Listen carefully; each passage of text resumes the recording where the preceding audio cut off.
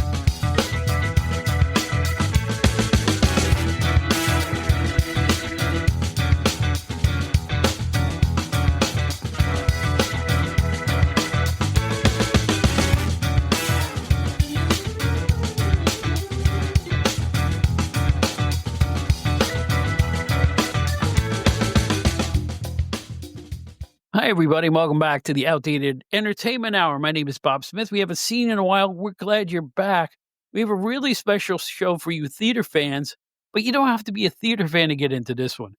We're going to have a conversation about the travails of the non-star theater performer with two people who know a lot about theater for different reasons. One of our favorite guests, Brian R. Solomon, the great author, writer, and award-winning wrestling journalist, and Adam Baritot, the writer and director and performer. And we're going to have a really offbeat conversation, and I know you're going to enjoy. This one is really different, and it's really special. And it's kind of, well, to be honest with you, sweet. So, hang on for just a couple of minutes. We're going to have our usual PSA with Joe Walsh, and we're going to come back with Adam and Brian. I think you're going to really enjoy the other side of theater. We'll be right back.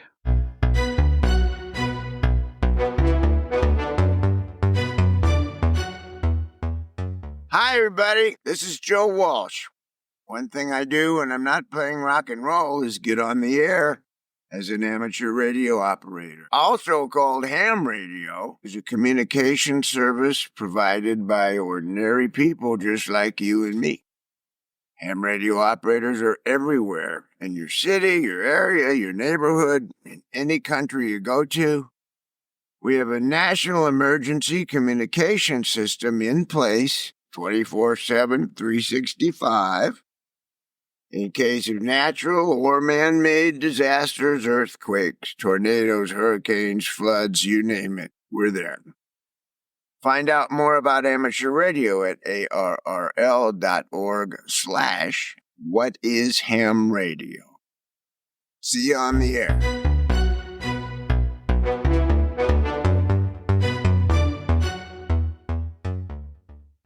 We're all going to laugh out loud. Go ahead and laugh, guys, because it's like we just were, the three of us were just talking about what the show was going to be about, and it was a great show. You should have heard it. Anyway, I'm Bob Smith. We have two of our great guests here, and by popular demand, they're both back in a different kind of a way this time. First of all, making his third appearance on the show is actor, director, theater maven himself, Adam Baritot. Welcome back, my friend. It's great to be here. Thanks, Bob. And everybody knows this next gentleman, an award-winning writer and author, everything from professional wrestling to you name it. It's Brian R. Solomon, one of my favorite people I've met in the last 5 years. How you doing, Brian? I'm glad to be here. I know I had to get through some emergencies to make it, and we don't need to get into it, but there were some delays to our start, but I am here. Now, we're going to take an unusual tack about theater. We're going to talk about theater, but it's going to come from kind of an insider's look at one man's story, which I'm finding fascinating. Brian just kind of told us what we were going to talk about here. And Adam got excited, and I'm excited because recently I just spent beaucoup bucks seeing George Clooney in Good Night and Good Luck. And I must admit, it was outstanding. Absolutely great. Probably one of my 5 favorite productions I've ever seen. And that's saying something. But, it's theater tickets now are we are in the Taylor Swiftization of all form of entertainment, because I don't want to tell you what I paid for the tickets for this thing. And I was in the mezzanine. Adam, how do you feel about ticket prices right now? Just the way things are going on Broadway. Funny you should ask. I just recently moved back to New York City. I've been living in Long Island for about a decade and a little bit. And we just moved back to Brooklyn. We're like, oh goodness, we're back in the city. We're going to get to go see a show. And I took a peek at what the prices on a Broadway show are, just as you did for like mezzanine. And I almost fell out of my chair. They're about double what they were even 5 years ago, 6 years ago. These prices have gotten insane. I'm like, I don't even know if I can afford like TKTS tickets, like 2 first, because it's just gotten so bloody expensive. I don't know if I'm going to get to see any of the Tony winners this year. I really don't. And that's kind of sad. I will tell you that with the increase of prices, you're probably not seeing that visited too much on the actors themselves. We won't see too many raises for the actors with these price raises, but we'll talk more about that later, perhaps. And Brian, are you an active theater participant? Do you go at all these days? Well, I seem to be priced out like you gentlemen. Well, not you, Bob. You're rolling in it, but the rest of us gosh. No, it's a shame because I have a small child and I want to introduce him to this. I had older children which I raised to adulthood, who I was only able to take once or twice, to go, and it's an event. You know what it is? I remember when I was a kid, because as I'm sure we'll get into, I come from a family that is close to the theater. And my uncle was a performer, and there was a lot of interest in the theater in my family, just in general, not just him, but everybody. And that would just be something that we did. And it harkens back to a day, and you guys were talking about this last time, when working class people went to the theater. Nobody that was super pretentious or college educated, just everyday people loved to go. And my family were among those people. I was the first one in my family to go to college. So I went to a number of shows as a kid. I saw the revival of Arsenic and Old Lace in the 80s. I saw Lost in Yonkers on its first run and things like that. And music, Cats, you name it. We went to a lot of things. My kids did not have that same experience that I did. It was a very rare occurrence for them because of the prices. In fact, one more thing. I got a giant, I'm proud to boast, a fat royalty check from one of my books about 5 or 6 years ago. I went nuts with it. And I took my dad to go see, what was the show with Bryan Cranston, the Network, right? It was Network. We went to see that. I took my daughter to see a concert, but it took a cataclysmic event, like, an act of God coming down from the sky for me to actually be able to do this. And that should not be the case. I agree. I mean, it's getting prohibitive. I mean, after I bought the tickets for Good Night, Good Luck, I decided to just roam around on Broadway.com and other sites just to see how much stuff was going for. And they were almost this stuff that I really wasn't familiar with at all, without a lot of star power, was going for almost the same prices as the show I just saw. So I understand. I don't understand. Adam, what do you attribute the price hikes to? Where do I start? Generally, it all comes down to the profit margin. It comes down to theater trying to keep pace with the other prices in your life. If the price of eggs increases, then you're going to see the price of cars increase. You're going to see the price of theater increase. And it all kind of margins together. What I will say is that we see theater prices specifically raise in conjunction with the larger gradient of our economy. we're not going to see the theater prices drop anytime soon, because once they raise, they never really go down. So even if we start doing better economically, the theater prices will stay where they are. I don't know who these people are who can afford these tickets. I don't know how they fill those seats every night. I can't understand it. So if your idea is to have a full theater and have those seats filled, you would think that the price would be lower. I have no better idea than that. Yeah. Well, it's like, Bob, we've talked about it with wrestling, and it's like with sports, with anything. I think it's as simple as this. I mean, obviously, there are some people who are grotesquely wealthy and they could definitely do this. But I think for most people that you see there, what this is just hordes and hordes of people just going wildly and perversely into debt to do all these things. And that's Yes. all it comes down to. Yeah. Well, it's like we've talked about on the other podcast. I cannot imagine a family of four mortgaging their future to go to WrestleMania, because that's what you'd have to do. Second row seats for WrestleMania this past year were $8,000 or something like that. So if you're gonna drop 24 large on wrestling tickets, what are you doing with the rest of your life? I don't know. I don't even know what to say. And then flying in from all over the country and everything else, like it's a huge event. Adam, what do you think? You were saying, sorry, Brian, you were talking about your uncle, and we'll get back to your uncle shortly, having just doing regional theater and run out theater and making a decent living and being able to buy a house and everything that goes along with that. Regional theater, when I was doing it back in the Aughties, was only making just short of $500 a week sometimes. Now, that $500 a week might have been what he was making 20 years before. Right. But when I was doing it, it was barely enough to live on, and possibly not even enough to live on. And now it's still, even regional theaters still won't pay much more than $500 a week. So for reference, it's very skewed.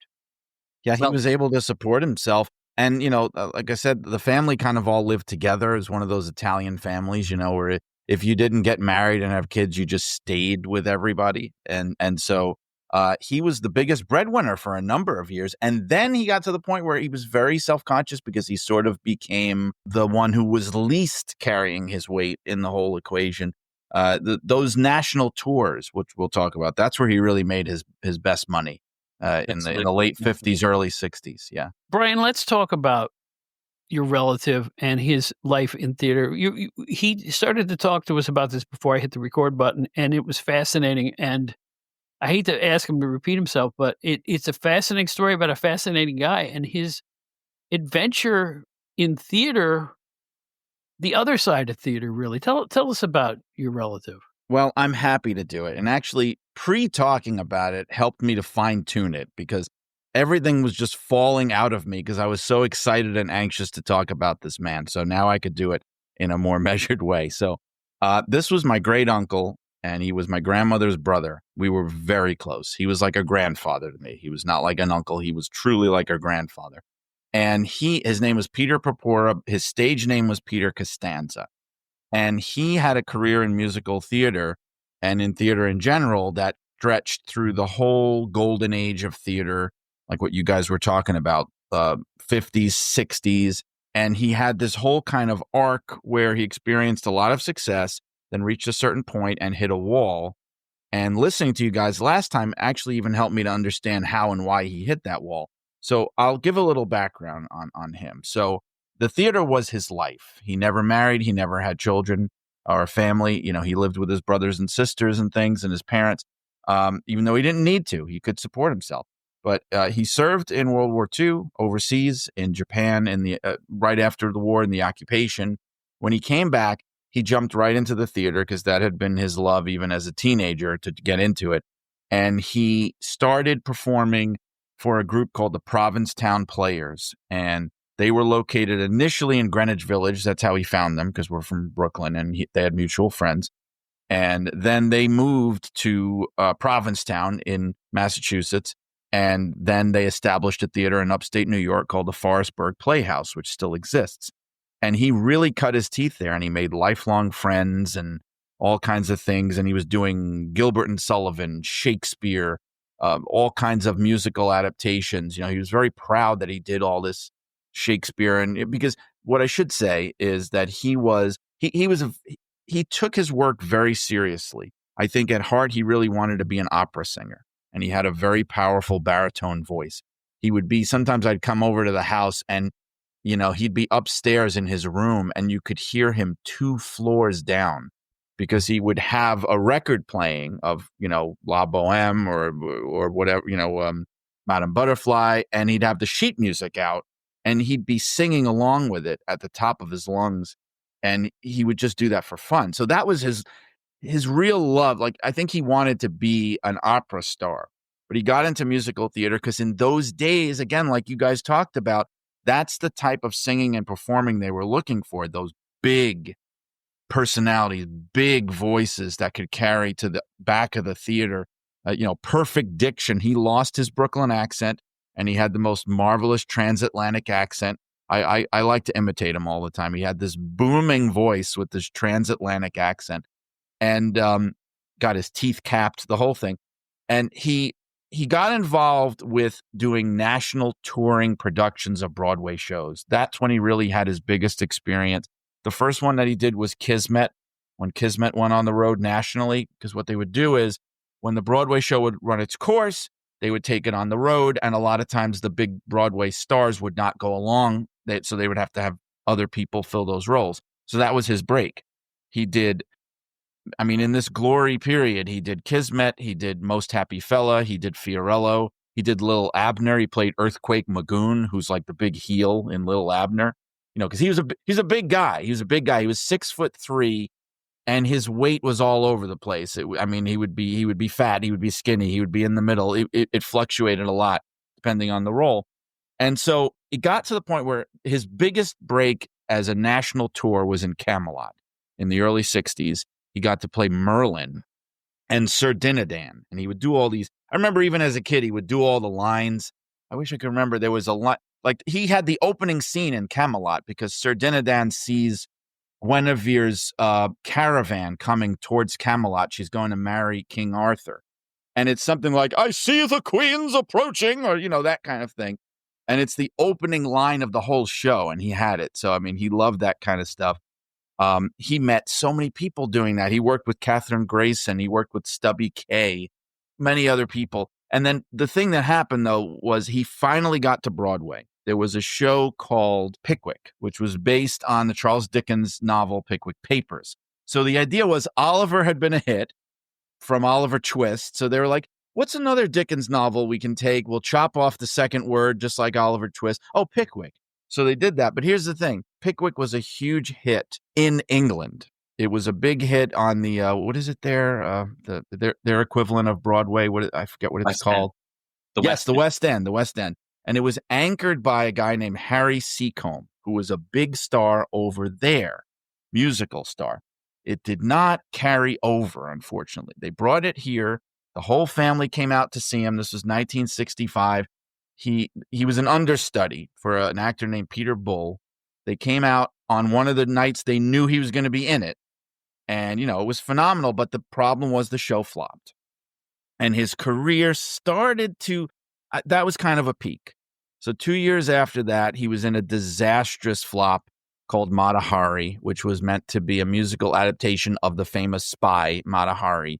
And it was a notorious disaster. The scenery collapsed. The lead diva lost her voice in the middle of the show. And it was actually an all-star cast. Gwyneth Paltrow's mother, what's her name? She was in it. Blythe Danner, she was in it. I think Ellen Burstyn was in it. Dominic Chianese was in it. Uncle Junior. He used to tell me how Dominic Chianese used to play guitar for everybody in between rehearsals and stuff. He would sing all those Italian songs and stuff. So he's thinking, oh, this is my next big Broadway show. And the thing closes in Philadelphia. And so at that point, and I know I'm going on, but this ties into why I wanted to be on this show.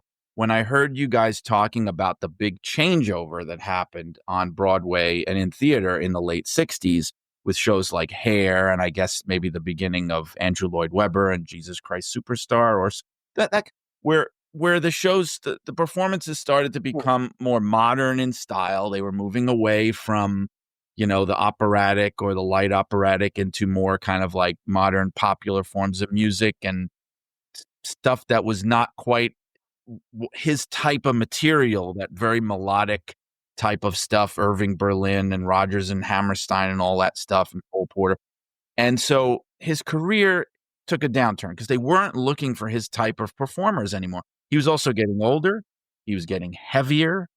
And there were a lot of things that did not, that were not beneficial to his career.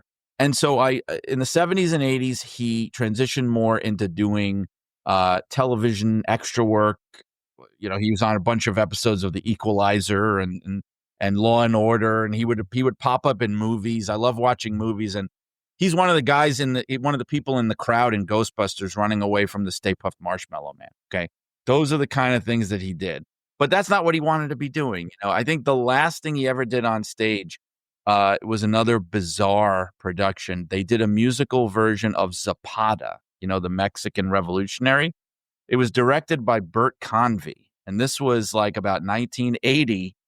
And the songs were written by Harry Nilsson. So like this is something very different from my uncle. It was a real shift. I remember him telling me Ringo Starr was at the premiere, but this wasn't really my uncle's bread and butter. Like I saw he's got a picture of himself with the cast in rehearsals, and you could just tell he's uncomfortable and out of place. It's just not his world anymore. And so anyway, from listening to you guys last time, I understood what happened to his career because he got kind of bitter later on.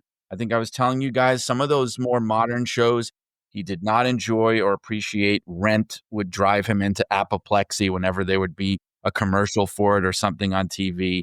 And he just, you know, he was a very joyful man, and he gave me a lot of joy. And he also loved wrestling as a performance. He was a wonderful man, but there was always an undertone of sadness that you could tell. And the older I get and think back on him, the more I realize the presence of that sadness in his life, just a little bit of disappointment on how things turned out. So that's basically his story in a nutshell and why I wanted to talk with you guys so badly. There's so much in that story that resonates with me coming from this world. People I've seen, people I've worked with, and me too, personally. There's a lot to draw from that. I don't know where to start. There are so many beautiful stories you've shared with us about his career. I will start with, I guess I'll start with the basic that, yeah, he trained for a stage, for a kind of Broadway, for a kind of theater that started to transition away. We talk about it as the end of the Golden Age, and we figure about 1965 as the end of the Golden Age. After that point, we see Hair. Hair comes about, and not too long afterwards, in like 71, 72, we see the uptick of folks like Kander and Ebb writing, some more Covenant and Green, more Stein. We see Chicago. We see Cabaret. Theater gets a little bit different. We're not looking for the grand voices anymore. Who's in Cabaret? Cabaret is Jill Hayworth on Broadway, but in the film, it's Liza Minnelli. Liza Minnelli's got huge belter voice. It's terrific. It's kind of that marrying point, but we're already starting to see the voices get smaller as we go. We see a lot of that. We have microphones now. Why do we need to hire operatic singers? We don't. Let's just have the microphones. And I can see how that becomes a challenge. Certainly for me, in my experience, theater has changed significantly when I started. I got to New York in about, I got to New York in 2001, 2002, really 2002. We moved here shortly. We moved here 6 months after 9/11. It was easier to find an apartment. And we got to New York, and the headshots were still in black and white, and there were still cattle calls. We did regional theater. Me and my wife, Diana, we did regional theater. And, we made a meager living at it, and we were, starving artists in New York City, which a lot of us are. We started to get a couple more roles. There started to be some smaller national tours. Those were better money. Eventually, I ended up with an international tour, and I was thought, oh, you can kind of make your living doing this. But theater ran into a couple of big financial crashes. We had a financial crash in 2009 that ended up closing about a third of the regional houses in the United States. And then we had another one, of course, in 2021. So it's very hard to find folks who are doing regional theater anymore. There are a smattering of those regional houses left, but your uncle would never find work that way anymore. When your uncle was doing it, it was still on the heels of vaudeville. We still had a lot of the old vaudeville houses, they were trying to find a way to stay open, and they would bring in those New York shows as they came around. And also, yeah, I mean, he went back far enough that the full effects even of television hadn't been felt yet. And the 50s is the first decade of television. And so even my grandfather was a boxer. And so he was very much involved in local neighborhood sports. And they both would tell me how television, they love television. They watched a lot of television, but how it decimated the idea of what people did in their neighborhood on an average weeknight. Most nights of the week, people would still go out. They would go to see a show, or even just to go bowling, or go to see a local baseball game. There were a lot more minor league teams. And once television really took hold, more and more people are just staying home and watching TV at night. It had a much stronger hold than radio, I agree. And we see that even with major league teams. If television is not such a big hit, we probably still have the Brooklyn Dodgers. Yeah, that's right. Yeah. I could see that. People didn't come to Brooklyn because the folks in the suburbs are like, oh, Brooklyn's dangerous. And that gave O'Malley enough clout to either bully them for a new stadium or pull them to LA, and they did. It's amazing. You can see a lot of parallels between Broadway and baseball, especially coming up through the time. We even still see it today when you get a young baseball player who comes to the United States or signs up for minor league team, and he clunks away in the minors for a while, and then he gets his big shot and he's in the majors, maybe a season or two, maybe not even that. And then it's back to the minors, and eventually injuries knock you out of it. It's a course you see with athletes. It's a course you see with musical theater performers, with stage performers of all ilk. Yeah, there was such a network, like you said, of local venues, local theaters, local sporting venues. Even, Bob, when it comes to wrestling, all those results from all those little C shows and little VFWs and things. Mhm. Those were much more robust. I mean, every neighborhood, especially if you live in an urban center, they've always got these places where someone will point and go, oh, that used to be the so-and-so opera house. Oh, that used to be the Coney Island Velodrome. Oh, that over there was this theater. And that all these places that are gone because there's nothing left to support it. And the whole reason those national tours worked and all the summer theater he did worked and everything was because every little town had a little place and they were looking to book things there. I have letters that he wrote, very formal. He was a very formal man. He would write to the hotel where he was going to be appearing or in the town. And he would say, my name is Peter Costanza, and I am coming to your town in the near future in the touring production of Fiorello, and I will be arriving on such and such a date. Like, he's announcing his arrival to these small town hotels, and it just gives you the picture of this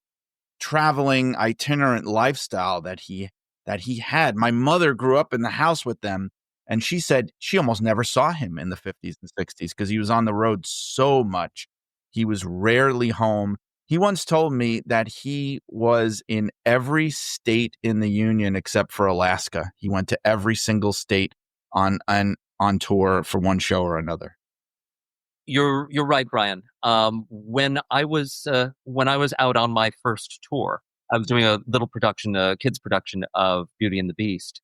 I ended up touring the southern states, and it was an eye-opening experience for a 25-year-old me. And I got to see some of those wonderful little Broadway houses and little opera houses. There was this one particular house in Galveston, Texas, called the 1896 Grand. And it was this gorgeous little house. They didn't even have rows of theater seats. They had these little plush chairs along there. And backstage, completely modern, had all the wing space and fly space, completely union deck full of union electricians. It was a brilliant experience to do it. Loved doing it. And I remember thinking, wow, are there theaters like this in every town? And there kind of are.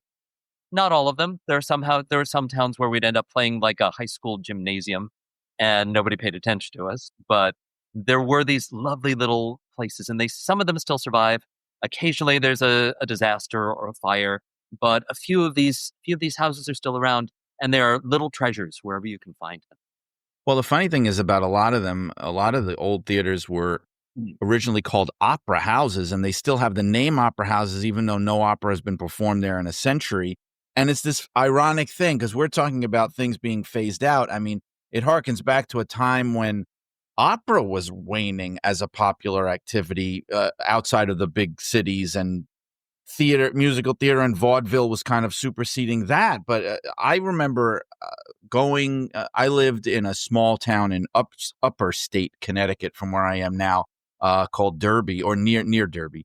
And they had the Derby Opera House, which was just closed up when I lived there. It was nothing. And of all crazy things, I knew a guy who was in with one of these kind of like ghost hunting groups. You know, they go to these abandoned places and they try to listen for ghosts and things. So he brought me to this theater, and I'm hanging out backstage in this dilapidated, abandoned 100-and-whatever-year-old opera house. So I'm in the wings. I'm like off in the backstage area where before people would come out on stage. There's a wall. I'm not kidding you. Now, there's a hole in the wall, and the guy said it was intended so they could look and actually see what the house was like from backstage. It was a little tiny hole, and all around it, signatures on the wall. Groucho Marx, Bob Hope, Jack Benny, just on this Mae West, on this random wall inside a crumbling, abandoned opera house in Derby, Connecticut, you know? And that's just one of God knows how many places like that there were across the country. One of my first gigs out of college was to play the Bardavon Opera House in Poughkeepsie, New York. The Bardavon had just been redone. They had a completely modern backstage. And one of the old vets, because I was actually in an opera at the Bardavon Opera House, funnily enough, and I had asked one of the old vets about the theater, and he goes, yeah, the redo is nice, but I can't find the signature wall. Every theater in the United States has or had a signature wall if they haven't been covered up or painted over. And it's a badge of honor, especially in the older houses. You're like, where's the signature wall? Where are all the names? And you can find it in Ivoryton Playhouse, in the Bardavon, in any of the major houses in the United States. Music clubs too. My signature is at Manny's Car Wash, or it used to be in Manhattan, and Chicago Blues. There's always a back area where everybody signs the wall. It's a show business tradition. There's a theater in the Village. I don't know if you've ever seen it. It's actually long gone. It was on St. Mark's Place. It was a pretty famous place, and it's closed up. It's been made a million different transitions, and now it's just condemned. Outside in the front, and God, I hope nobody ever breaks this up or tears it down, in the concrete, Joan Crawford, Helen Hayes, people like that, just who played there, famous old time stars. And, people just walking over it back and forth all day long on St. Mark's Place have no idea what this place is, or probably even who any of these people are. And I'm sitting there snapping away with my phone, all the pictures on the floor. I think I may have taken a picture of the signature wall in this Derby Opera House, but this was about 15 years ago now. I'd have to dig that up. But that was the world that my uncle kind of thrived in. He did it all. He did it from, like I said, from Shakespeare and Gilbert and Sullivan to, popular musical theater. He would do this thing, and I swear to you, I'm going to reveal it here. I do this myself. Because he was in Richard III, okay, he would, whenever he would record, because he would record himself all the time at home. He would record these demos for God knows what, just for himself or whatever, or even just with us as children. He would record our voices when we were little. And every sound check he did, he wouldn't do 1, 2, testing, 1, 2, 1, 2. His check would be this. Now is the winter of our discontent made glorious summer by this son of York. And to this day, that's my sound check. Anytime I do my podcast, when I turn it on Zoom, that is my check to make sure the sound is working, because that to me is the most natural thing in the world, because that's what he did. I love that so much. I really do. There was something I wanted to touch on, because you talked about your uncle's career. There's a thing that does happen in theater and in the movies. And you mentioned Good Night and Good Luck and George Clooney playing Edward R. Murrow Bob. This is of that ilk. There's this thing, and you probably heard somebody mention it talking about theater, this idea of growing into or out of type. You've heard that expression? Yes. Yeah. So Yes. likely your uncle was a type. He was the heavy. He was the villain. Believe me, I know that track. I've lived that track. You play the heavy. You play this, this Lothario, this sleazy character, or this dark character, and there'll come a point where you don't read the age they need you to read anymore. So they overlook you because you're like, oh, he's a little too old for the role. You've grown out of the type of those villains.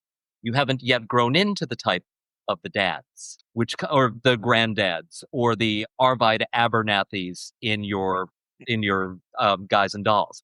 You grow out of one type and into another, and eventually you grow out of the Richard the Thirds and you grow into the King Lears. And if you're lucky, you can keep the work going in the middle.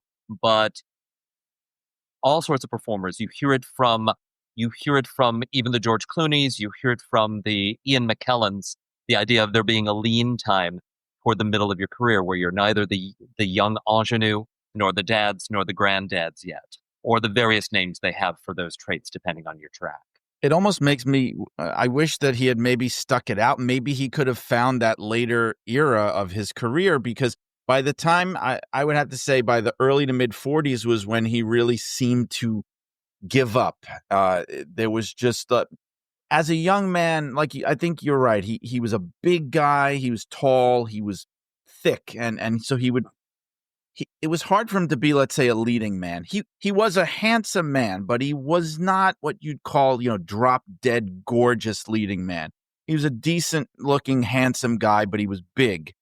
And then when he started to kind of lose control of his weight a little bit, and I think part of that was the depression, because he got up to about 300 pounds, I think it made it even worse. And so by the time he was the age you're talking about, he never had an agent, so he couldn't get speaking parts in movies. It would just be like juror number 10 behind Treat Williams in Prince of the City, literally, or walking behind Jerry Lewis in The King of Comedy when he's accosted on the street by Robert De Niro. Those would be the kind of thing. He was in The Flamingo Kid playing cards with, Matt Dillon or something, but he never got to talk.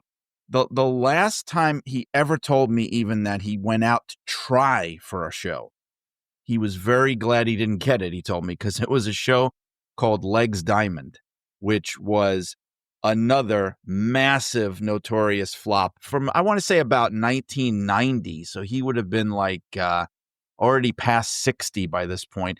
And it was a musical about the gangster Legs Diamond. And it was another, it played for a month or something. And he said, boy, am I glad I didn't get that one. I remember him saying that. And that was pretty much, he was done. He was done even trying at that point. It can be very discouraging. The theater world is a lot of rejection. I read somewhere that if you're getting cast 1% of the auditions you're going to, you're doing well. Mm-hmm. So it's a lot of putting yourself out there and a lot of slammed doors and a lot of no's. It's a hard thing to do. And that your uncle made a go of it and did as well as he did should be a celebration.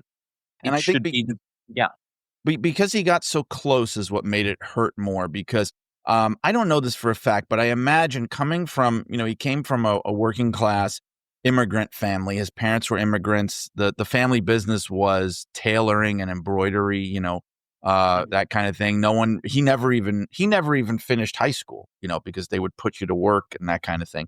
And so I get the sense that he almost felt like he was probably discouraged from doing this. They probably thought he was, a dreamer and being ridiculous and just get a union job. I mean, well, he wasn't a union, but, get work with your hands like your brother and your brother-in-law and do all this. And so I think he felt like he got to that point where he was making the most money of anyone in the family. And he helped them buy that house. 1962, they buy a $35,000 two-family house with a $10,000 down payment, mostly put down by him. And I think he felt like he was cock of the walk at that point. And then it fell apart, and it almost felt like, he let everybody down, or he proved them right in some way, like he never should have done this. So there was a lot of second guessing that went on later on, I think. This happens with a lot of performers. Nowadays we go into it with the mentality, if you go through a training program, that you go into the mentality of this is a hard life. This is a life where there might not be riches, certainly not like then, like getting a couple of national gigs and you can buy a house. Isn't quite that way anymore. And those of us who've gone into it are like, okay, we're doing this. We know we're not going to get rich. That is winning the lottery.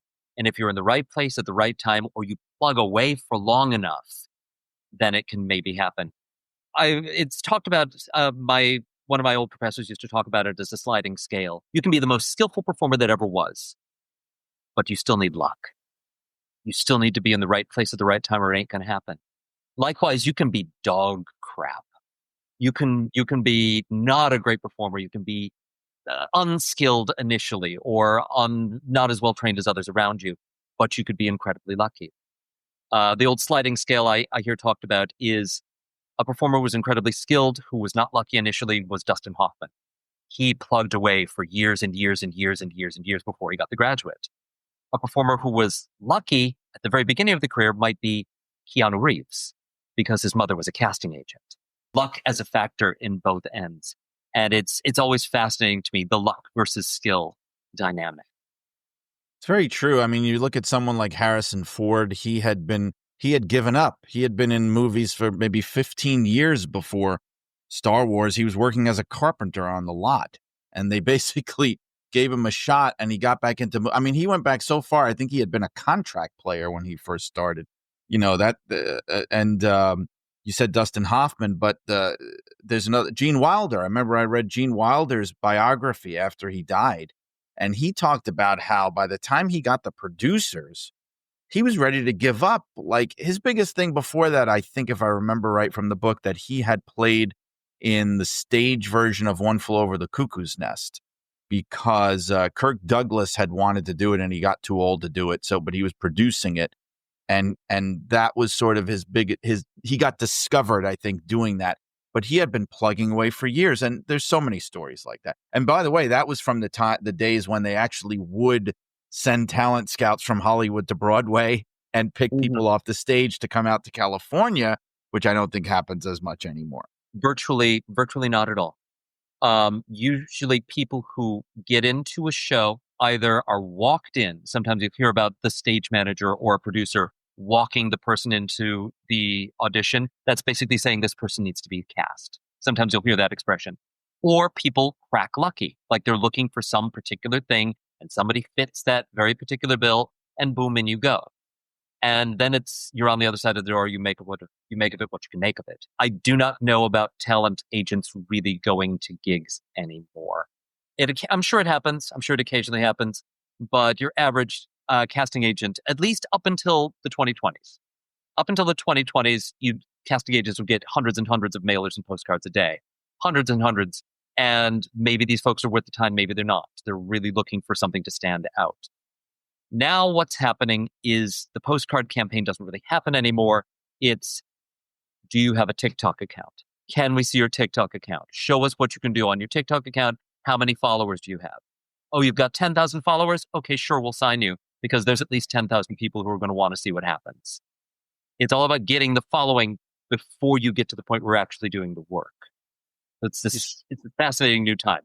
That's in a lot of things, where they're interested to know what your social media reach is, because and that happens that happens in the world of book publishing. It happens in all kinds of things where they want to see what kind of presence you have, which I guess, in some ways it's another avenue, it's another opportunity, but it also kind of closes other avenues that existed before that for people that may not be so savvy about those things, but they have the ability, It really does. And a lot of that is hooey too, because it's like I had at one point 14,000 Twitter followers and nothing to do with nothing. It had to do with the fact that I was the blues singer all those years ago. But then when I start the podcast, some measurement company contacts me in an email saying it was a combination of your number of downloads plus Twitter followers, about 6 of which actually listen to the podcast.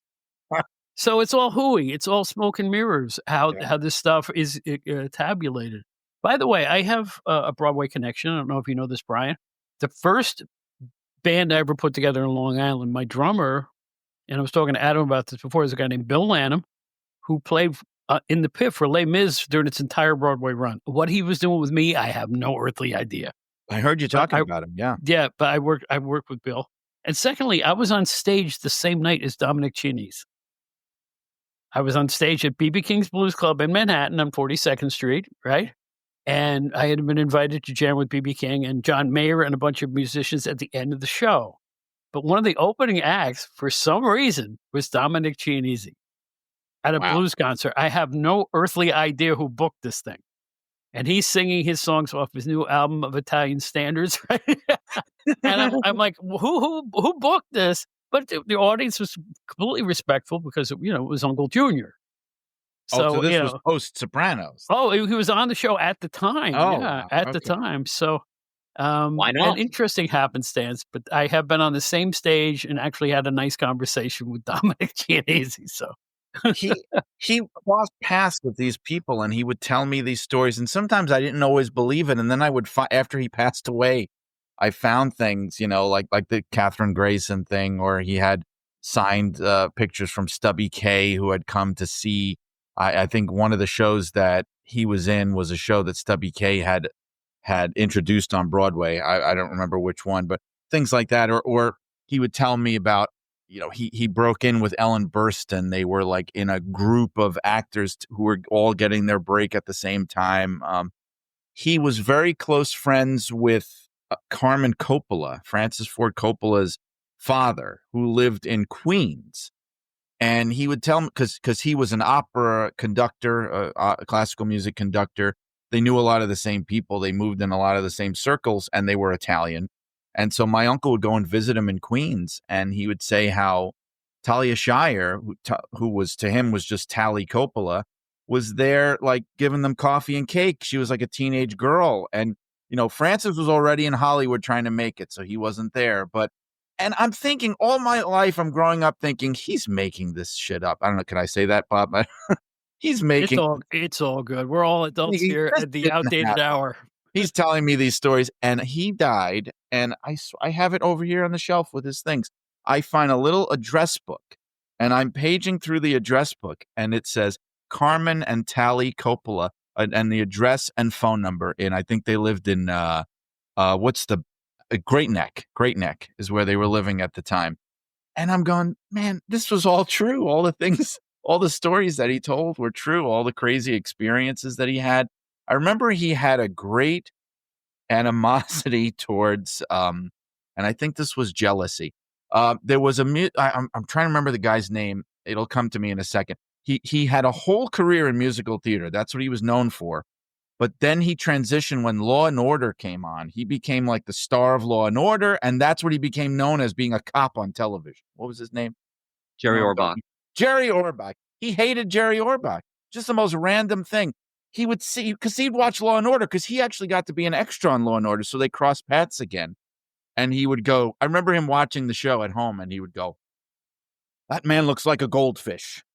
I don't understand how he ever had a career in musical theater. He just looks like a goldfish, and he couldn't even sing." He had these little axes to grind, but then he had people that he loved and adored, and he would tell those stories too. But you would get all these little nuggets and tidbits hanging out with him. He loved to gossip. This was an interesting thing. I'm not psychoanalyzing him, but for many reasons, because I'm comfortable saying this now. I think one of the issues he was struggling with, and his depression and things, is that I think that he was gay. And I think that he was very, very deeply in the closet, and he never wanted to reveal this. I have a lot of reasons to believe that. I don't need to get into it, but I'm pretty firmly convinced. But I always remember he would share this gossip, and you're talking about way back in the day, even before I was born, on who all the gay people in Hollywood were. He knew who they all were. And like in my family, we knew about Rock Hudson way before any of that. And, and all things like that. And he would, things that later on, again, I thought he was nuts. And then I would read and see that it was confirmed. Like he would always say to me, because he went to a lot of parties and he knew a lot of people. And he would always say, "Oh, Danny Kaye and Laurence Olivier, they were an item." And I'm going, what? Danny Kaye and Laurence Olivier? You're out of your mind. And sure enough, they were. And I've read it in many other books and biographies and things since, that they actually were. But so he would bring home these little kind of nuggets of showbiz, gossip and news to our family, our little Italian family in Brooklyn. And it was just, we felt like we had this connection to the world of show business through him. The gossip is part of the show business of the day. Yes. It was this was the news. This was the people you worked with. These were the stories you had. So of course you brought those stories home. Generally, those stories were not discussed openly because you don't kill someone's career, because then you'll find you won't have a career. But yeah, it was very much a thing of the time. Theater was a refuge for people who didn't fit in elsewhere in society. And there was a lot of comfort and a lot of safety that was generated in that theater world. And it was something that I caught the very, very end of in the late 90s, very end of what was going on. But I heard a lot of similar stories from old Broadway mavens who I would do some summer stock with of a summer. For all of the little, I hated this person or I love this person, there was still a sense of family and still a sense of community between the people in the theater world. They watched out for each other, even if they didn't like you very much. Generally, theater folk watched out for other theater folk. I still to this day adore that I got to be a part of that larger chain. You know, what you just said and described made me think of something else that I had almost forgotten, because my uncle had a clique of actors and comedians and performers that he would hang out with in New York City. If you've ever seen the movie Broadway, Danny Rose, the Woody Allen movie, okay, this was the exact environment. They would meet at a Howard Johnson's restaurant in New York, and it would be a collection of, oh, this guy was a comedian on the Ed Sullivan Show a bunch of times. This guy was a magician. This guy was a singer. And I remember there were a few people in there who were pretty successful, like Abe Vigoda was in their clique. And I didn't believe it until I found pictures later. Werner Klemperer, who played Colonel Klink on Hogan's Heroes, was a very good friend of my Uncle Pete. And they would laugh about how he played this Nazi on television. And, he's from a Jewish family that fled Nazi Germany. But one thing I remember, because you talk about this closed society, right? And all the gossip and the secrets and the stories they would share. My uncle, this was very uncharacteristic for him because we had a very tight relationship. We would talk about anything. And I remember when I got old enough, I was, grown to maturity. I had heard about these coffee clutches since forever. And I said, Uncle Pete, can I come with you? And he said, absolutely not. And he was firm about it. I was really kind of trying to push him. And he was, no, you cannot come. No. And that's all I will say. No, you cannot come, because it really was. And that was not like him to do that. He was very open with me about everything. And this was absolutely closed. No way I could get in, and what you said made me think of that. Yeah. It's often that he was portraying who he thought you wanted him to be to you. And he was this theater person with the theater community. It's a very common. Your stories of these clutches of actors, yes. If this were England, these folks all would have ended up either living around or in the local actors' home. And they'd still be in each other's lives late into their lives. They'd be at 60, 70 years old because they'd have an apartment and they'd have food. And they'd sit there and they'd talk about their glory days. Yeah, I played Richard III. Yeah, I was Richard III. And the actors who do make it contribute large amounts of money to make sure that the actors who don't quite make it that far are taken care of. And there's such a wonderful community around that. Again, we don't quite have that here, but it is something we see. We do see actors who have made it taking care of other actors. We have the Actors Cathedral. We have the Actors Fund. We do take care of one another. And during 2020, 2021, when there was no theater, the Actors Fund picked up and started taking care of the people in our community. That's what you're seeing there. You're seeing that camaraderie, that family. You were essentially asking to join a union meeting. And yeah, he had to say no. Adam, I have a question for you. And this goes along with what Brian's been talking about with his relative. Mm-hmm. Is there a breed of performer who isn't a star performer yet is never frustrated? The dancer in various productions. a person who's cast in an office scene simply to throw paper around and bustle as an extra. Are there performers who make a living and have a wonderful life being part of the background? That's a really hard question. Really? Really? Um, I didn't expect that. if you are a performer, your goal is to perform. You want to do your work, and we all have different types of work that we love to do. I love to do voiceover. Voiceover gives me a lot of joy. So it's something that when a voiceover comes, I'm like, yeah, yeah, yeah. When I haven't had a voiceover in a while, yeah, I get a little blue.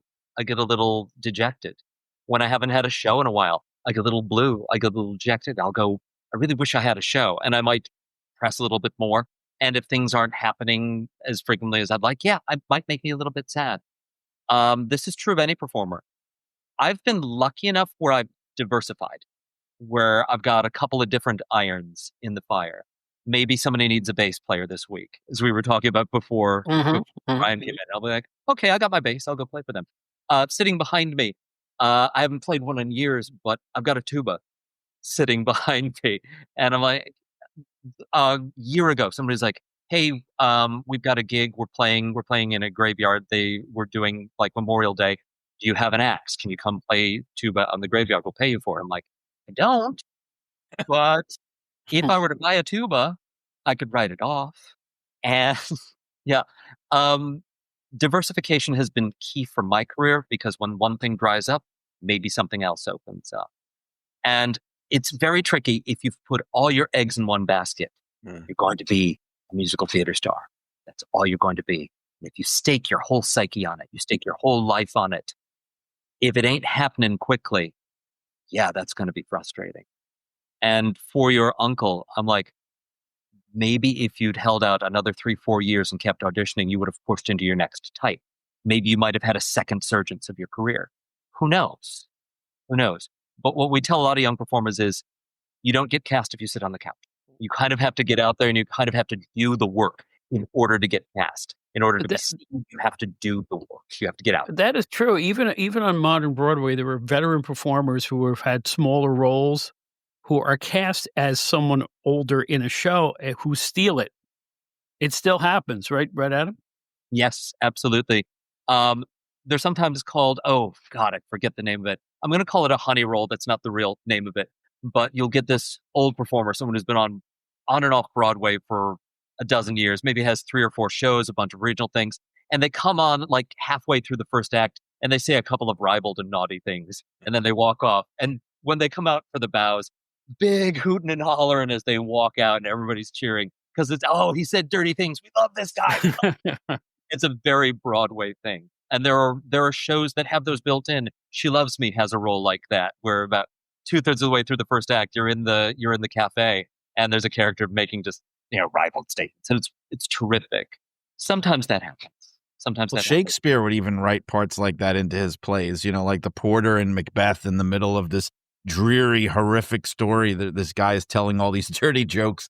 That's a grand tradition of that. Yeah, co-starred, Touchstone. Characters like that, whenever you've got the clown. The clown is never really the funny characters. It's usually somebody else, but the clown has all the wonderful little punchlines that feed it. It's a way to keep performers who are maybe between their types still involved in it. Because if you get to that between types, that means you've put in some time. That means that you know things, you know stories. You can help the younger performers. A lot of those little bit roles are to make sure you're there to wrangle some younger performers and say, hey, go hit your light. Don't miss your mark. Remember your lines. Don't screw up. He really did. He did put all of his, I guess you could say he put all his eggs in one basket. I mean, it was the thing. He was kind of smart about it. I remember one thing he would do to augment.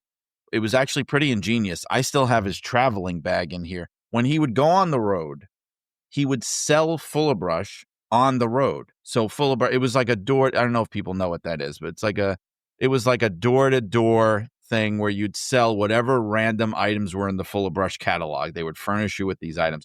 So while he was in a certain town, in between shows, he would go door to door and maybe try and sell a few things just for a little extra money. But then, later on, he really was, because he was very lucky to be living in a house with, again, 3, 4, 5 other family members. And they were kind of supporting him later in life. And I know he felt kind of bummed out about that. He wound up later on, like when I was in the 90s, when he was really done, he was working in the admissions office at NYU. And he actually told me a hilarious story of working there because Paul Sorvino came in. And Paul Sorvino was trying to sign up his daughter, Mira, who had not get into movies yet, in NYU. And Paul Sorvino, for people that don't know, was also a singer. And he had a very good singing voice. And so he and my uncle got to talking while he's signing up Mira, getting all the paperwork done. And my uncle's telling him, oh, yes, I was in the theater and blah, blah. And Paul goes, oh, well, let me hear you do a little bit. Can you sing a little? And so my uncle sang. Now, my uncle sang something for him.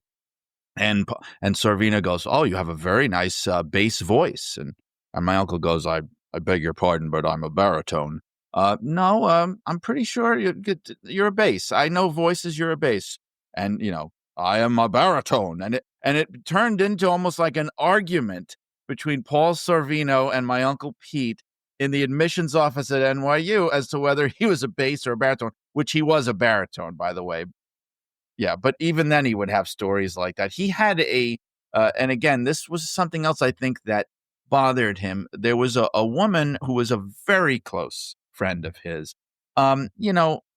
He would say she was his girlfriend, but she wasn't his girlfriend. She was a very good friend of his, very close friend.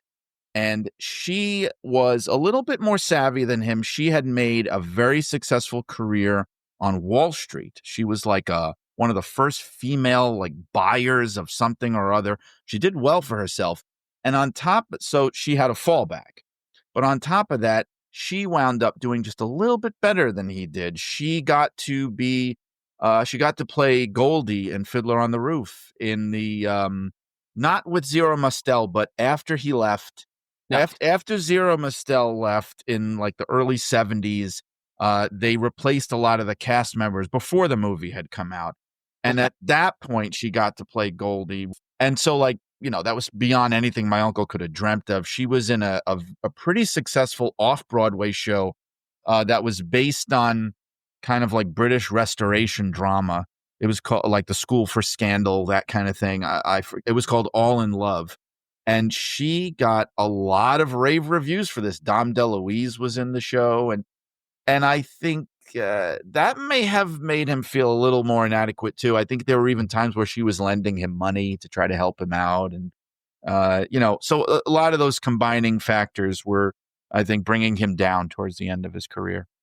I will say that he was a lucky man that he had a family to support. A lot of folks ended up, especially as the United States went into this nuclear family thing, they were kind of left on their own. And so many performers would room 3 and 4 and 5 to an apartment to try and make ends meet together. Your uncle was very lucky that he had family. He was very lucky that he had friends. I'm sure some friends who would, pick up his bill at the Howard Johnsons when he went to go visit with them. I'm sure. Yeah, it is an interesting community. It's an interesting way to have come up and to have spent my time. Paul Sorvino is a sweet man, but I can see him getting into an argument about somebody's vocal range. He was the original most happy fella. That's right. Such a character. Fondly do I remember Paul Sorvino. And I've never met Mira, but I'm sure she's lovely. One of these days we'll run into each other maybe. But yeah, tremendous. Paul and Mira Sorvino and their entire family sat for an entire show of mine at Chicago Blues from 9:00 at night till about 1:15 in the morning. Wow. So I must not have been too bad. Did he argue with you about the way you played or anything like that? Oh, hell yeah. Yes, he did. At one point, I had a gap between I'm gonna love you, bang. And I put it in an intentional silence in there. And I hear coming out this Italian voice from the left side of the audience going, will you sing already? So it wasn't just my uncle. No, it wasn't. Sounds but like afterwards, he was kind of a crabby guy. I had a nice conversation with the entire family, and it was a absolute thrill. Not that they came, but that they stayed. They didn't leave early. The guys, nothing. They stayed for the entire, we were gone at 1 a.m. or something like that. They were all still there. So that was just a nice little anecdote that I could tie into New York City. You'd never know who's going to run into you or who you're going to run into. That's for sure. And I wanted to tell you something, Bob and Adam. I hope you'll indulge us here for a minute. A brief moment of wrestling talk, but it relates to my uncle. Because I've talked about this a little bit on my podcast. One of the reasons that I came to love wrestling was because of my uncle, which you would never expect. You know, he was a very highbrow person, my uncle. He only listened. The only music he would even give the time of day to was opera and classical music, and maybe the very best of musical theater, obviously, because he was in it. I mean, even, you know, like Sinatra was slumming to him to listen to something like that, let alone rock and roll. I mean, he wouldn't even, he would laugh you out of the room. Like, what I'm saying is he had very highbrow. He talked about art and he talked about music and theater and culture. He's not the kind of person that you would imagine was, you know, on watching WOR on whatever it was, 12:30 at night, WWF Championship Wrestling, but the man did. And I think he was watching it going back to the 60s. And the thing that got me, because he loved it so much, but he wasn't what you would call some kind of super wrestling fan. Like, he had no idea who was holding what title or who did what to, you know, he never went to a live show. He was watching it as a theatrical performance. That was, so when I say that, that's the reason why a lot of times I will talk about how I never had that experience as a kid of being disillusioned and discovering, oh, this is not a sport, this is a show. I always watched it as a show because I watched it with my uncle. He would like elbow me, you know, oh, look at this guy. Watch what he does, this thing where, you know, he's got, I think he was talking about Baron Cicluna, who I know you love Baron Cicluna, Bob, was one of my uncle's favorites. He would go, you know what he's going to do? Oh, he does this all the time. He's got like some kind of an object, right? And he's going to put it, the referee's going to search him. He's going to put it behind his head. And the referee is going to search behind his head and he's going to put it behind his back. And then when the referee turns him around, he's going to put it right by his ass, you know, and he's going to have this whole routine going. And he does the same thing almost every time. And it's hilarious. You know, he loved George the Animal Steel. He loved, later on, he loved Macho Man Randy Savage. He loved the fact that Rick Martel became the model. He thought it was the funniest thing he ever saw in his life. He would say, oh, that's the guy who walks around looking like he's always smelling shit. Because Rick Martel would be like this all the time, you know. He dug into the wrestlers as performers and like the theatrical side of what they were doing. And he really, truly appreciated them as performers. And so I looked at him and then I looked at that and I'm going, oh, this is something like to take seriously as a performance. If he takes it seriously and can pick out what's good about it, I could do the same thing. And that really informed the way I would always look at pro wrestling. Interesting. Before you got into the room, Brian, Bob and I were actually talking about wrestling, and it's been my experience that classical voice people from the opera world, tend to like professional wrestling because they look at them like, oh, this is just like opera. This is just like opera. We've got the same characters. We've got the heroes. We've got the Lotharios. We've got this one's cheating and this one's doing this. It is grand stage. And if you look at it like grand stage, wrestling's awesome, man. I have no time for the haters.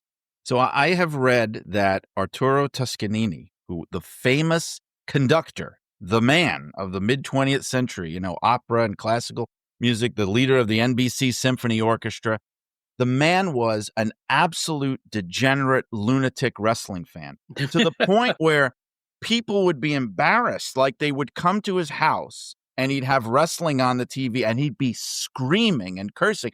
And they'd be going, Maestro, please, Maestro, don't, Maestro, this is embarrassing. Come away from the television. And he's screaming, you know, and yelling and cursing, you know, and getting involved in it. And then he'd go and conduct, you know, the symphony orchestra. There are stories like that. The British actor Peter Ustinov apparently was another one. Fanatical fan of British wrestling. There is a connection there. Yeah. Yep. It is a performer recognizing and appreciating another performer. You see it all the time. When a clutch of actors gets together, they'll talk about, oh, did you see him in that film? Oh, it was great. He was great. Did you see that pause he did?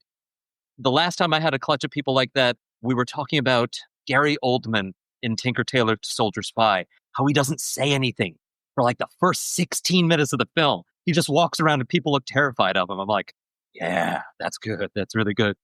We fanboy over great performances. That happens in wrestling too. Was it you and me, Bob, talking about Bobby the Brain Heenan? Might not have. Probably, yeah. Probably. Yeah. But yeah, it was a similar story about some match he did where he was just, there was this pause. He wasn't doing anything for a moment. I'm like, yeah, he's controlling the scene. And it was this great moment of, yeah, wrestling is performance. Wrestling is well done, dramatic performance when it's done right. Adam, you're killing me because I'm telling you, and Bob, I hope I'm not talking too much here. But no, everything's fine. What you were saying is what my uncle would do this. Now, my uncle was also a huge movie fan. So he wasn't one of these people that looked down on the movies. He loved movies. And because of him, I have all these memories in my head because he would do exactly what you're saying. There would be performances that he would be in awe of, and he would explain to me the mechanics of it. And now when I watch those movies, I can't not think of him. Like, I'll give you a great example. A movie he loved was The Remains of the Day with Anthony Hopkins, the Merchant Ivory movie, where Anthony Hopkins is the butler, right? There's a scene in that movie, and he was floored, and he does almost nothing. It's a scene where Anthony Hopkins is this very like prim and proper, buttoned up, British butler, and the maid is trying to like penetrate his veneer. The Emma Thompson plays the maid, and she discovers these books that he's hiding that he doesn't want her to see. These books that he's reading, and she's desperate to find out, what is this? What is this you're reading? And he's holding the book to his breast, and she's trying to pry it out of his hands. And he has this look on his face of just everything that's inside of him. And he's quietly trying to hold it together without exploding. And she gets the book out of his hand and she opens it up. And it's just kind of like a silly, ridiculous romance novel. He doesn't want her to know that that's what he enjoys reading because he is this very serious man. And that's what he likes to read, is just these kind of fantastical books written for, in those days, especially written for women, not taken seriously. And anyway, he would break this down. He would look at his face, look at what he's doing, what he's not doing, look at everything he's communicating. And I watched that movie and I just I hear him in my head. He loved Morgan Freeman, one of his favorite actors, loved him. He would say Morgan Freeman can play, he's with Christopher Reeve playing a pimp. I forget the name of the movie. He plays a pimp. And then he can play, a priest, or he can play Shawshank Redemption. He loved Robert Duvall. He was impressed by the range because he would say Robert Duvall played Watson with Sherlock Holmes with a British accent. And then now he's in The Godfather. And now he's in, he's got a walk-on where he almost steals the movie saying almost nothing in Sling Blade with Billy Bob Thornton in one scene. He was in awe of these people, and he communicated all that to me for sure. Yeah. We had an expression. I'm sure some other people have this expression around their homes. My father used to say, I pay to watch them read the phone book. Yes. Because you get something out of it when they read the phone book. Yeah. Range is always appreciated whenever somebody's got that kind of facility that they can dive into one role or another. And I've got my special little list in the back of my head of, ooh, that performer's in it. I have to see this. I have to see this performance. And yeah, that's a topic for another day, Bob, if you want to go like performers with range, people who you just want to watch whatever they do. There's an hour and a half there. Easy, Bob. Aaron Thomas P. 718 432 2418. Thank you. Yeah, read the phone book, right? Reading the phone book. Reading the phone book. Yeah, I've always loved that expression too. You can mesmerize an artist by reading a menu from Sardi's, right? But it's true. It's really true with some of these people. He didn't like actors who were just movie stars. You know what I mean? Who just were celebrities, but not one that comes to mind that he couldn't stand was Clint Eastwood. He would always say, and I love Clint. I love spaghetti westerns. I adore Clint Eastwood, but he would always say, oh, he's just like a statue. Like there's nothing. It's not like the Anthony Hopkins thing where he's not doing anything, but he's doing something. He always felt like, oh, he's just doing nothing. He's just standing there looking cool. And there's really, I'm not saying he was right, but those were the kind of things that he would criticize, actors who just really did nothing other than just, be cool. He didn't appreciate that. You had to really have craft to get his attention, especially as a film actor. Eastwood was the original Undertaker. Yes, I guess Right? he was. Look, he was acting with Matt Dillon in the Flamingo Kid, and he hated Matt Dillon. He hated his performance. Didn't hate him as a person.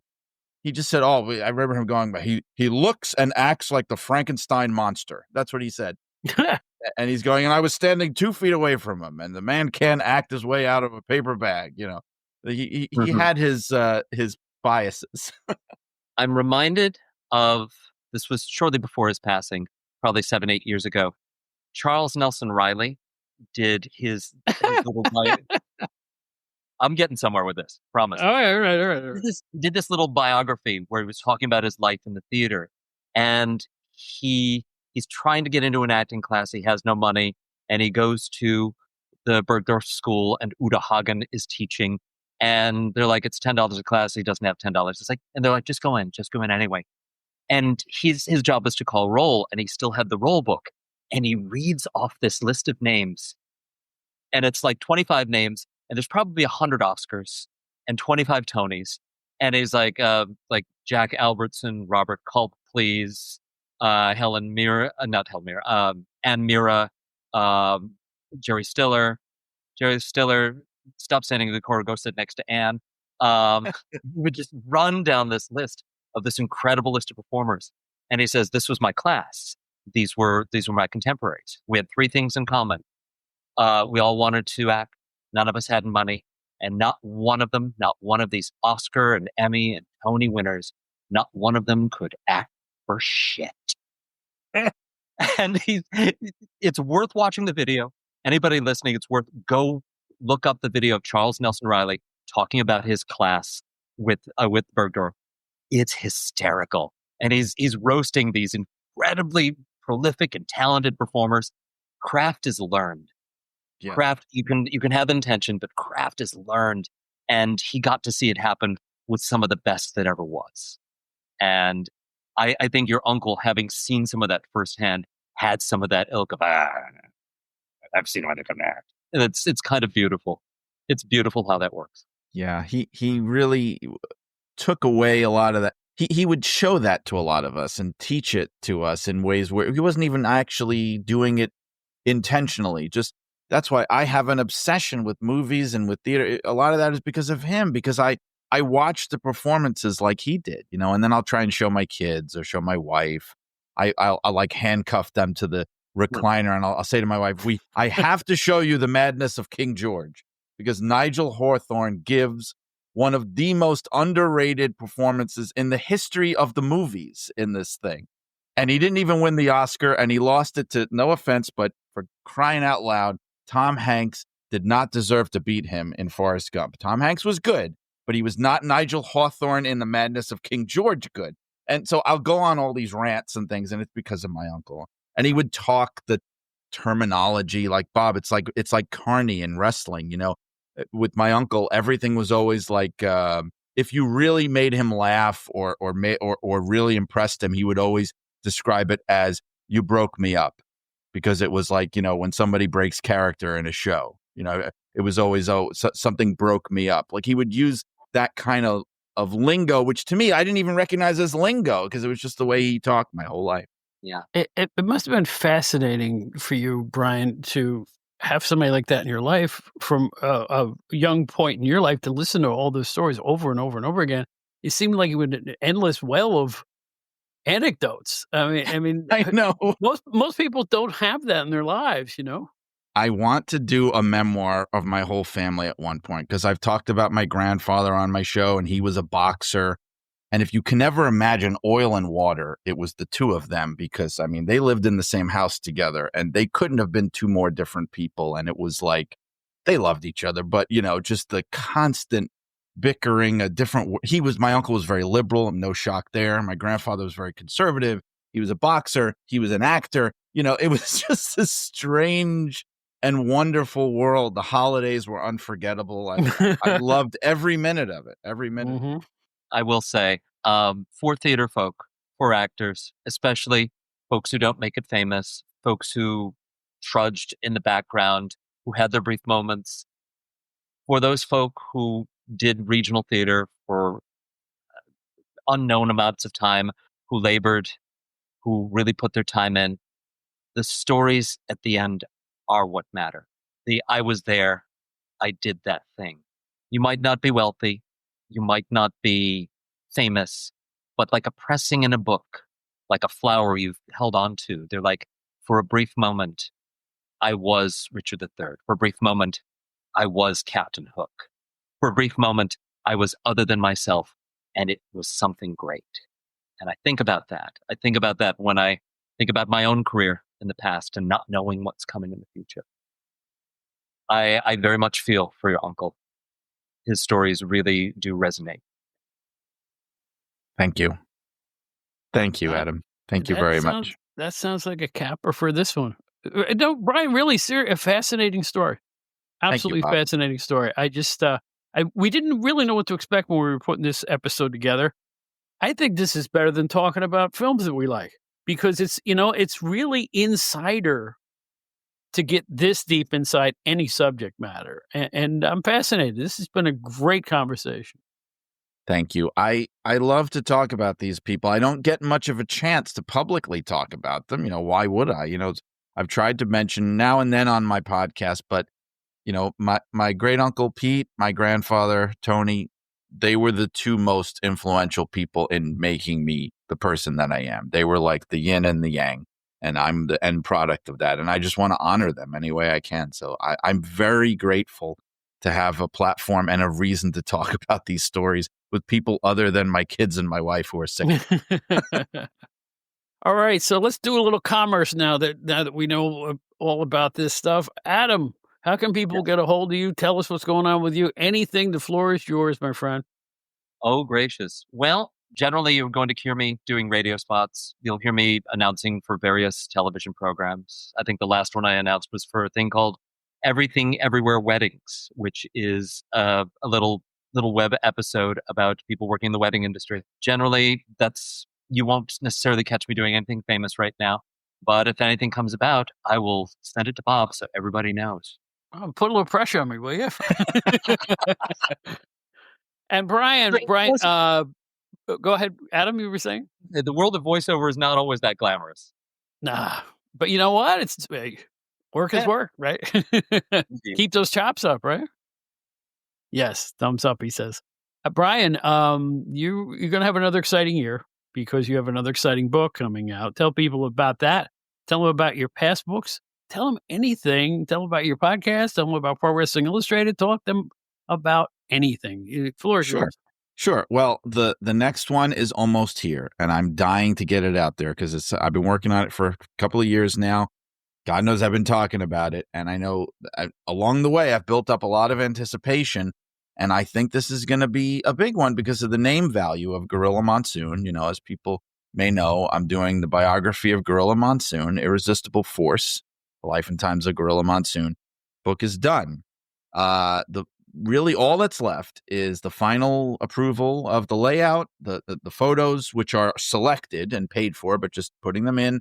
And we don't have a cover. That's a big one. We have a cover image. We know it, but we don't have a designed cover. Once we get that, then I'm really going to go full tilt on the last minute promotions and things. But September 30th is the publication date.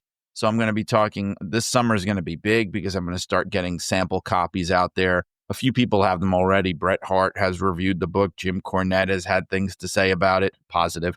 And those kind of a lot of other people have it. Davey O'Hannon actually is going to be has a copy of it because he and Gorilla were very, very close. Wow! And so he was one of his pallbearers, and so that I'm in the finish line for that. And it was just announced that there's going to be an audiobook. And it's funny you mentioned voiceover stuff, Adam, because I got to do the audiobook for my previous wrestling book, Blood and Fire, the unbelievable real-life story of wrestling's original Sheik.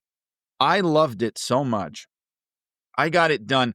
I had never done anything like that before. They told me I got it done in about half the amount of time it usually takes their like professional narrators to do it.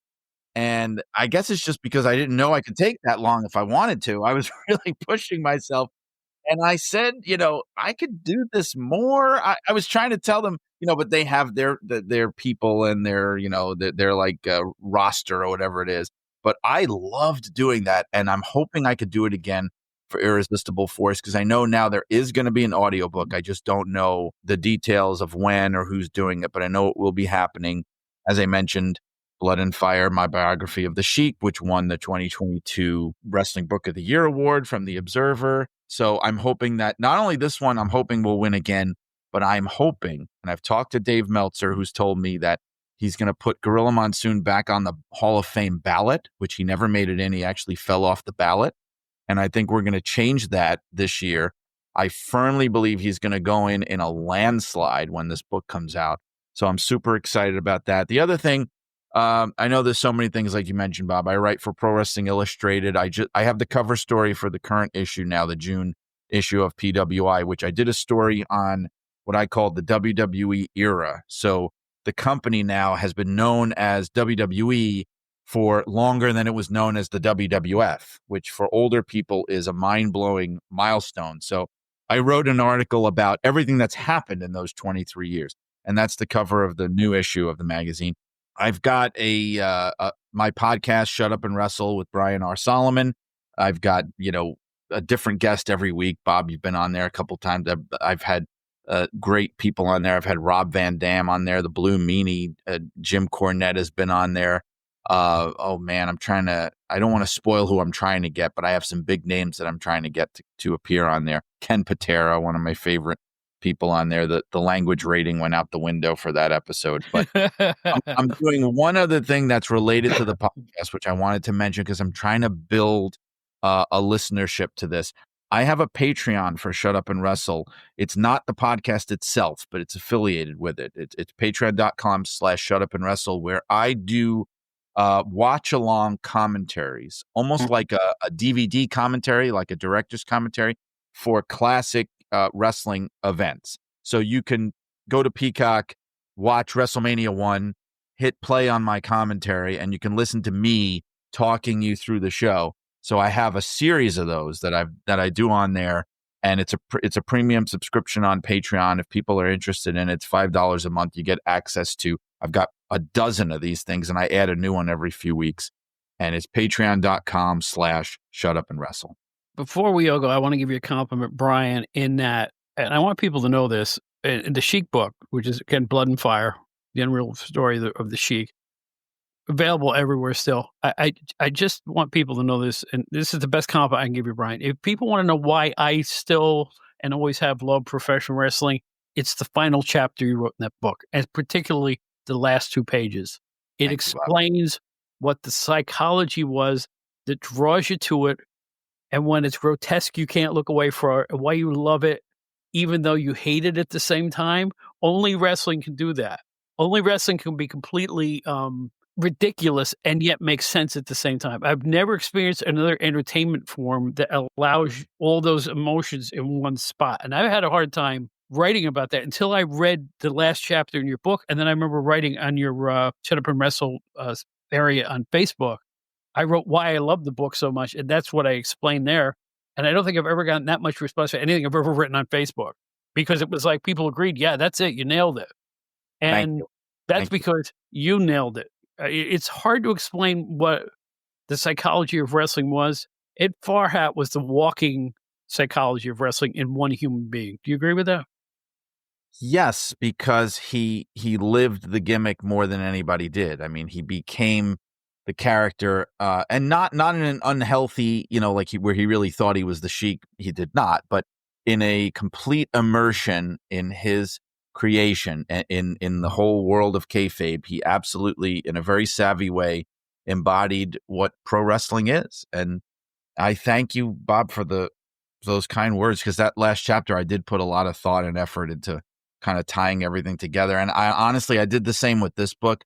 I'm really looking forward to what the reactions might be with this Gorilla Monsoon book. I'm going to say, I'm trying to not sound immodest, but I'm very, very proud of this book. And I really think I have told some people that the Sheik book was the dress rehearsal for this book. So Wow. I'm really looking forward to what people think about this book, because it encompasses so much, kind of like the Sheik book. It's not just Gorilla's life, but it's everything. It's how the WWF took shape and formed, and all the changes it went through, and all the behind the scenes and everything that he was involved in, and how the business changed, and Vince the father, Vince the son. I mean, it's a big story, bigger even than just Gorilla himself. I will say this. The name of this podcast is the Outdated Entertainment Hour. And the conversation tonight is exactly what I had in mind when I formed this project. This is the type of show I want to present. And I want to thank you both for being so unbelievable tonight, because it's like, this, folks, is the Outdated Entertainment Hour. I really appreciate it. It's Adam Baritot and Brian R. Solomon. Thanks from the bottom of my heart, to be honest with you, because this was a stone cold blast, guys. It's my pleasure. It really was. It's a pleasure meeting you, Brian. This is terrific. Likewise. Thanks for having me, Bob. And thanks for talking, Adam. This was really big. I appreciated it and enjoyed it very much.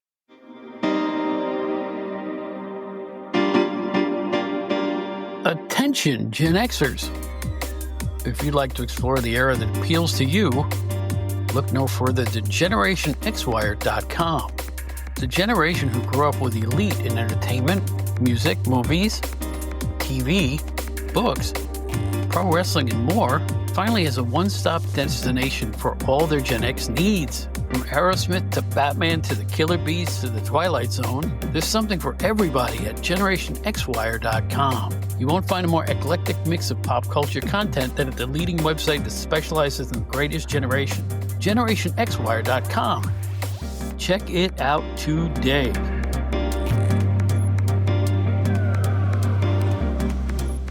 I truly enjoyed that one, and I hope you did too. Adam Baritot and Brian R. Solomon. Two cool cats, as far as I'm concerned. I don't know what else to say. I think they're both awesome, and I hope you thought this was an awesome show. I definitely did. It's something you don't think about until someone explains it to you. And the whole concept for the show was Brian's idea. He wanted to talk about his relative, and you know what? I'm really glad he did. It showed us a whole new side of the entertainment world that not many people think about, particularly old-time entertainment. Write to us, outdatedent, that's outdatedent at gmail.com. Our website, outdatedentertainment.buzzsprout.com. All of our shows are there free of charge here from Bob Smith Podcasts. Find me on Facebook. I'm the only Bob Smith singing with B.B. King. You know, as a blues singer for a while. I can prove it to you by sharing you that photo. Find me on X. I think I'm Outdated Bob there. I'm also at Blue Sky, Instagram, and Threads, kind of by osmosis. I'm not really on Threads, but I do glance at it on occasion. But anyway, I'm all over social media. Outdated_Bob at most of those places. And just Bob Smith. At Facebook, BB King Bob Smith. Boy, am I proud of that. So I'm really hoping you guys had fun tonight. We're going to be back real soon with another edition, and we're going to bring back Brian R. Solomon, and we're going to bring back Steve Gennarelli, and we're going to talk about the original Star Trek. Ooh, I can hear you switching on your DVRs right now. Everybody loved the original one. Well, that's what we're going to talk about on our very next edition of the Outdated Entertainment Hour. Look for it. I will let you know via social media when it comes out, hopefully in a couple of weeks. My name's Bob Smith, the old writer, journalist, singer. I've had 1,000 different lives. I'm very happy to have lived them all. Join us next time in the Outdated Entertainment Hour. Until then, in the words of Ringo Starr, peace and love, brothers and sisters. Peace and love.